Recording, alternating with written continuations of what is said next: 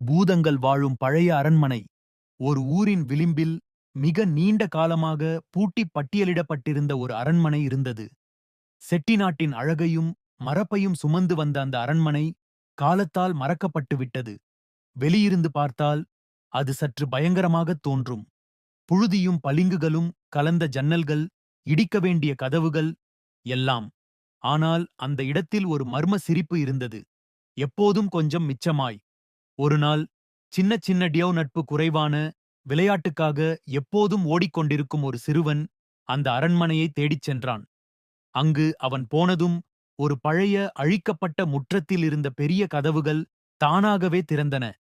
அந்த கதவுகளுக்குப் பின் ஒளியும் நிழலும் கலந்த ஒரு உலகம். பூதங்கள், ஆனால் பயங்கரமானவையல்ல. அவர்கள் சிரிக்கிறார்கள், அசைவில் பறக்கிறார்கள், சிலர் பாட்டு பாடுகிறார்கள்.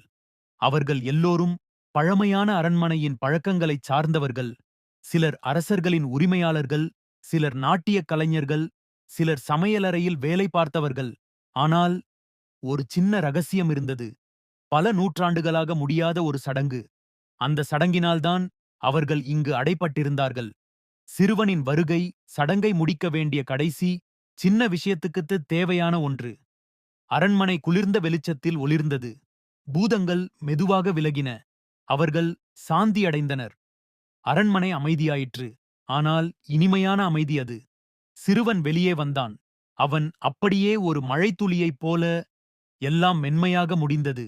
அந்த நாள் முதல் அந்த அரண்மனை மாயமாகவே இல்லாமல் மரபுகளை பேணும் ஓர் அமைதியான இடமாக மாறியது.